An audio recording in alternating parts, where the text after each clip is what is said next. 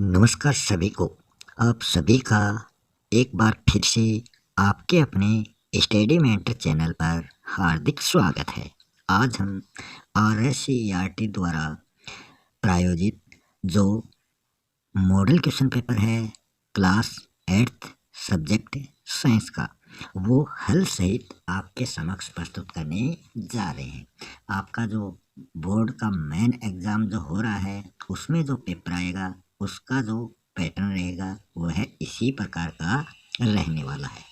तो आप इस वीडियो को अंत तक देखें और इसमें जो क्वेश्चन हैं उनका आंसर देने की कोशिश करें। इसमें से कुछ क्वेश्चनों के आंसर तो मैं आपको बताऊंगा और कुछ के आंसर आप देने की कोशिश करें।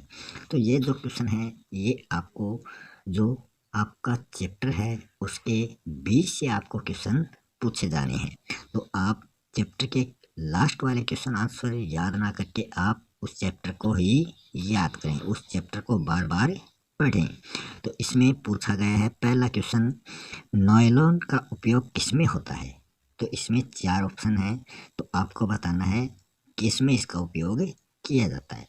तो शायद सभी में इसका उपयोग किया जाता होगा, तो इसका द ऑप्शन राइट हो जाएगा। सेकेंड वाला क्वेश्चन है, वाहन के लिए कौन सा ईंधन कम प्रदूषक है? तो जो अपने यातायात के साधन हैं वो किसकी सहायता से चलाए जाते हैं? तो जो कम प्रदूषण फैलाएं। तो पेट्रोल डीजल से तो प्रदूषण बहुत ज़्यादा फैलता है, तो इन दोनों में कौन सा ऑप्शन होगा? तो हम देखें तो इनमें इंग्लिश वाले ऑप्शन देखें, एलपीजी तो क्या होता है? गैस सिलेंडर होता है, खाना बनाने वाले जो सिलेंडर आते हैं। तो ये ऑप्शन तो होगा नहीं। CNG ये ऑप्शन हो जाएगा, तो ऑप्शन 22 का राइट हो जाएगा। थर्ड क्वेश्चन है, सोने चांदी को पिघलाने हेतु सुनार ज्वाला के जिस क्षेत्र का उपयोग करते हैं, तो ये आपको बताना है। तो इसमें कौन सा राइट आंसर होगा ये आपको बताना है। फिर है सत्य असत्य, ट्रू फॉल्स वाले क्वेश्चन है। तो इसमें है निषेचित अंडा युग्मनज कहलाता है, तो ये सही है या गलत है? तो ये ट्रू है, मतलब ये सही है। अगला क्वेश्चन है, किशोरावस्था में लंबाई में वृद्धि होती है, तो ये भी क्या है? ट्रू है, मतलब सही है। अगला है, यदि आप घर के बाहर हैं और भूकंप आ जाए तो आप घर के अंदर आओगे? बिल्कुल नहीं, ये क्या है? फॉल्स है, गलत है। क्योंकि हम अगर घर के अंदर हैं और जैसे ही भूकंप आता है तो हमें घर से बाहर चले जाना चाहिए, ना कि अंदर आना चाहिए। यदि आपके घर या आसपास आग लग जाए तो आग पर नियंत्रण करने के लिए आप क्या करेंगे? तो अगर हमारे घर या आसपास में कहीं आग लग जाए तो हम अग्निशमन का उपयोग करके उस आग को बुझाने का प्रयास करेंगे, और अगर ऐसी व्यवस्था नहीं हो पाती है तो हम कपड़ों से उस आग को बुझाएंगे।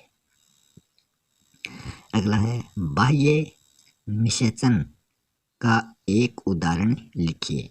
तो यहाँ बाह्य निषेचन का हमें एक उदाहरण बताना है। तो बाह्य निषेचन का उदाहरण मेंढक होता है, तो एक ही उदाहरण बताना है, वो हमने बता दिया मेंढक। पुरुष हार्मोन का नाम लिखिए। तो आपने देखा होगा एक तो पुरुष नर हार्मोन होता है और एक मादा हार्मोन होता है।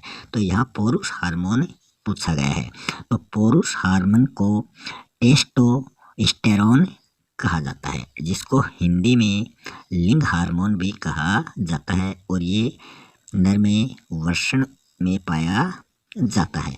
और मादा जो हार्मोन होता है उसका नाम होता है एस्ट्रोजन, जो अंडाशय द्वारा स्रावित होता है।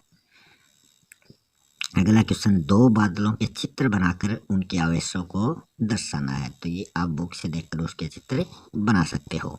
सौर परिवार का सबसे बड़ा ग्रह बृहस्पति होता है, तो आपने देखा होगा सौर परिवार में 8 ग्रह होते हैं, सबसे बड़ा बृहस्पति होता है, उसका चित्र आपको बनाना है।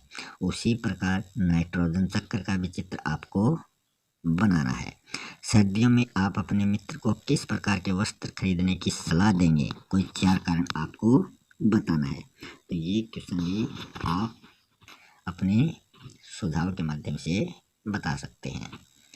फिर आगे है मैचिंग वाला है, इसमें किसका उपयोग किसके साथ किया जाता है। तो द्रवित पेट्रोलियम गैस जो है, तो ये गैस है।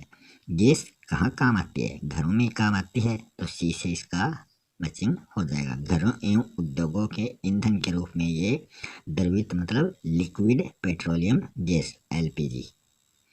डीजल क्या काम आता है, तो डीजल जो है ये डी से हो जाएगा। भारी मोटर वाहन व विद्युत जनित्रों के लिए ईंधन के रूप में काम में आता है।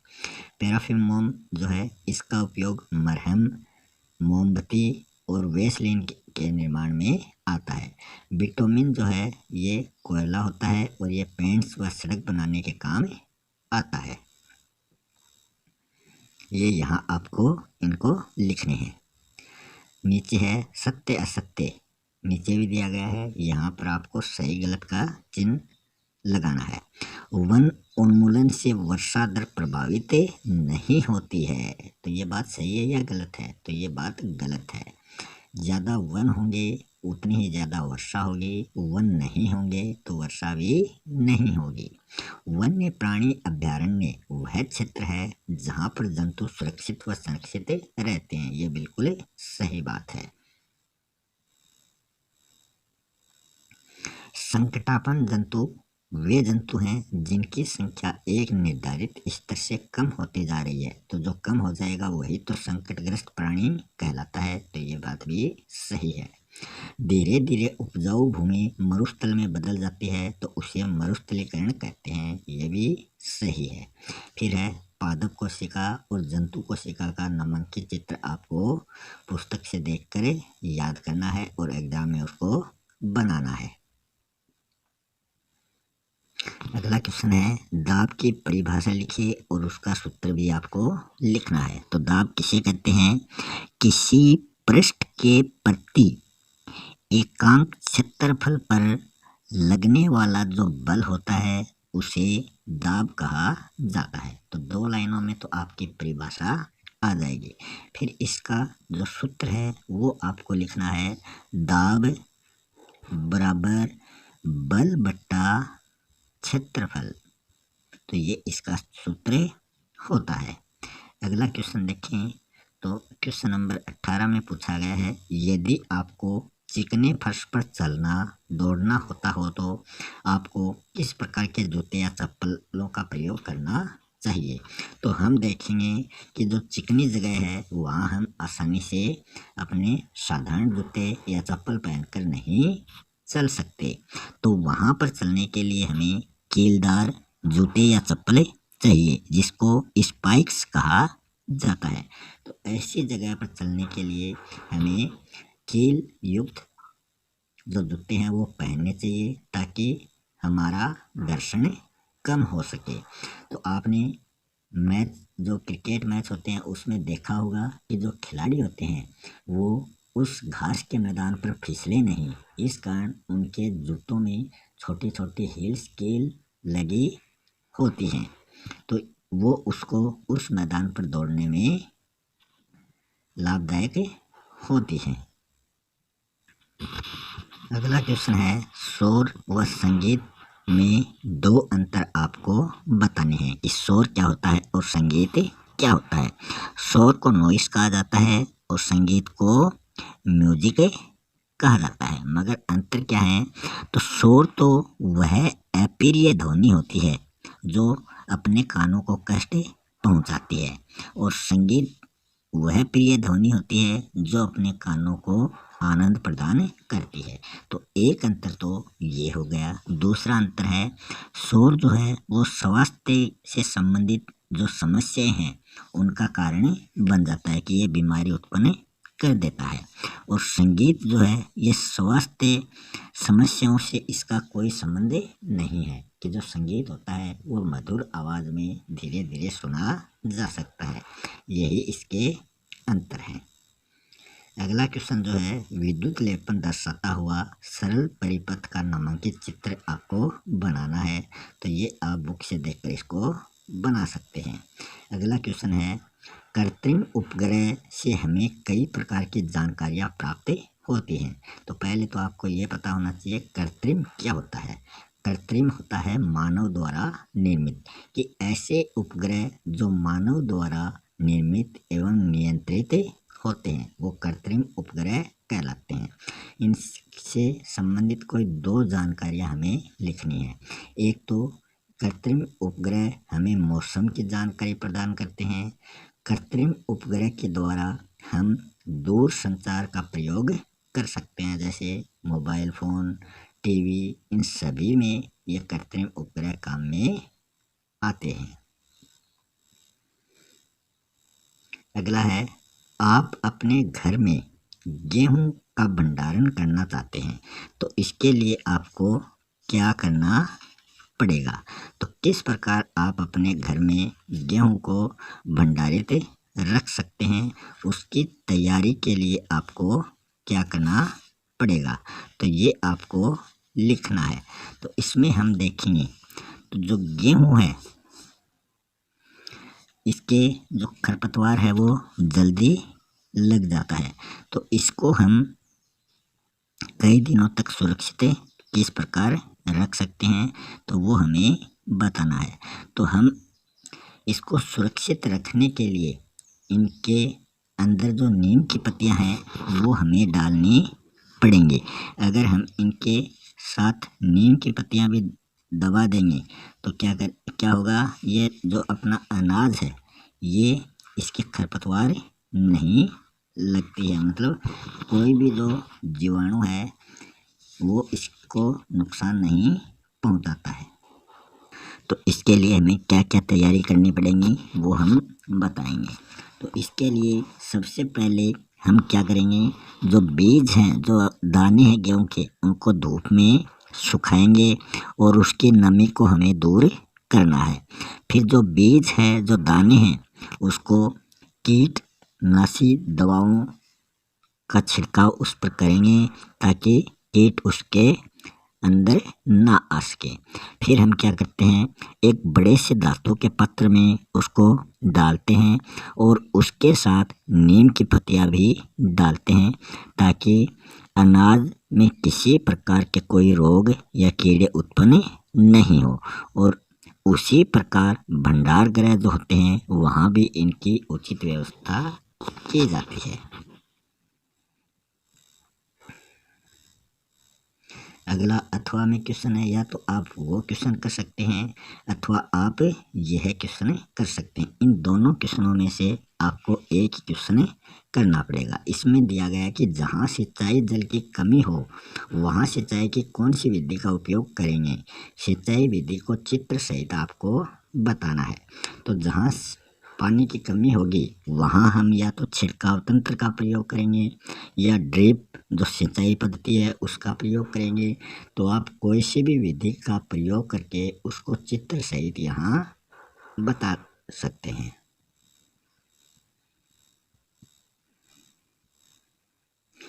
फिर आगे है, धातु और अधातु के आधार पर कोई 4 अंतर आपको बताने हैं कि जो धातु है वो क्या होती है और अधातु क्या होती है। तो धातु जो होती है वो क्या होती है, कठोर होती है या मुलायम होती है। तो आप देखोगे कि जो धातु होती है वो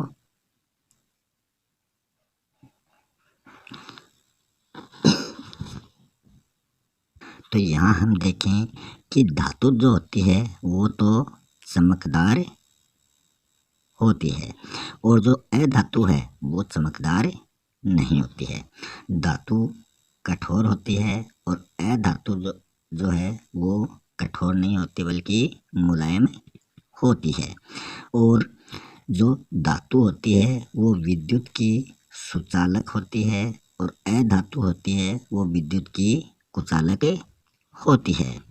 और उसी प्रकार ऊष्मा की ये सुचालक होती है और ये ऊष्मा की कुचालक होती है। तो विद्युत और ऊष्मा इन दोनों में धातु तो सुचालक होती है और अधातु कुचालक होती है।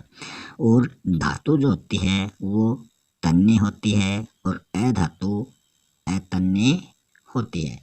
तो यही 4 अंतर आपको इसमें बतलाने थे। फिर है अथवा या और, या तो वो क्वेश्चन करो या फिर आप इस क्वेश्चन को कर सकते हो। तो इन 2 क्वेश्चनों में से आपको एक क्वेश्चन करना है। इसमें एक साइड में मेटल्स दे रखे हैं, दूसरे साइड में उसके यूजेज दे रखे हैं। तो जो गोल्ड होता है, वो सोना जो होता है, वो क्या काम आता है? तो ये आभूषण बनाने के काम आता है। तो आप लिख सकते हो आभूषण निर्मित करने में उपयोगी। कॉपर क्या काम आता है? तो ये विद्युत तार बनाने में इसको काम में लिया जाता है। आयरन क्या होता है? तो ये जो मशीनें बनती हैं, बड़ी बड़ी लोहे की जो मशीनें बनती हैं, इनके काम में आयरन लिया जाता है। मरकरी जो है, ये थर्मामीटर के निर्माण में उपयोगी है। थर्मामीटर बनाते हैं तो उसमें मरकरी का उपयोग किया जाता है। फिर मानव नेत्र की संरचना का नामांकित चित्र आपको बनाना है। तो इसमें आपको चित्र बनाना है और उसके नाम लिखने हैं। फिर ट्रैफिक पुलिस से आप सड़क सुरक्षा संबंधी कौन से 2 प्रश्न पूछेंगे? तो आप कोई से भी 2 क्वेश्चन इसमें लिख सकते हो कि उससे आप क्या पूछना चाहते हैं। या फिर इसमें अथवा है तो 2 क्वेश्चन तो ए ब वाले ऊपर हो गए, या तो वो दोनों कर लो या फिर अथवा वाले ये कर लो। एक तो आपतन कोण और परावर्तन कोण बराबर होते हैं, तो ये दोनों कोण जो हैं ये सदैव बराबर होते हैं। तो इनको चित्र सहित आपको बताना है। इसमें ब वाला क्वेश्चन है, यदि आपके पिताजी को धुंध में गाड़ी चलानी पड़ती है सड़क सुरक्षा हेतु, आप उनसे कौन से 2 प्रश्न पूछना चाहेंगे? कि जो सुबह धुंध आती है उसमें वो गाड़ी चला रहे हैं, तो आप उनसे 2 क्वेश्चन कौन से पूछेंगे? शुद्ध जल और अशुद्ध जल, तो जो शुद्ध जल होता है और अशुद्ध जल होता है उसमें क्या अंतर होता है, ये आपको बताना है। तो जो शुद्ध जल होता है वो स्वच्छ व पारदर्शी होता है। अशुद्ध जल जो होता है वो पारदर्शी नहीं होता, वो गंदा होता है। शुद्ध जल होता है उसमें किसी प्रकार की कोई गंध नहीं आती है, जबकि जो प्रदूषित जल होता है वो दुर्गंध युक्त होता है। शुद्ध जल में जो सूक्ष्म जीव हैं वो अनुपस्थित होते हैं, जबकि जो अशुद्ध जल है उसमें सूक्ष्म जीव बहुत ज़्यादा पाए जाते हैं। और जो शुद्ध जल है उसमें धुआं तथा धूल कण नहीं पाए जाते हैं। अशुद्ध जल में अनेक जो कचरा है, धुआं है, धूल कण है, वो उसमें मिले होते हैं। शुद्ध जल हमें निरोगी रखता है, जबकि अशुद्ध जल जो है वो हमें बीमारू बना देता है। तो यही अंतर आपको बताने थे। फिर स्वच्छता संबंधी 2 बातें लिखिए जो आपको पसंद है। तो स्वच्छता के लिए आपको क्या पसंद है, तो आप अपनी मर्जी से सोचकर वो 2 बातें लिख सकते हैं। फिर इसमें अथवा में दे रखा है, शुद्ध और अशुद्ध हवा में अंतर क्या है? तो ये आपको बताना है और वो लिखना है। फिर हमारे आसपास का वातावरण स्वच्छ रहे, इसके लिए हमें क्या करना होगा? तो वातावरण स्वच्छ रखने के लिए पेड़ पौधे अधिक से अधिक लगाने चाहिए और हमें कैसे वाहनों का प्रयोग करना चाहिए जो धुआं ना दें। तो इस प्रकार आप इनको सोच समझ कर इनके आंसर दे सकते हैं। इसी के साथ ये वीडियो यहीं समाप्त होता है। अगर आपको वीडियो अच्छा लगे तो चैनल को सब्सक्राइब करें और अपने दोस्तों के साथ शेयर करें। मिलते हैं नेक्स्ट वीडियो में एक नए टॉपिक के साथ। तब तक के लिए जय हिंद, जय भारत।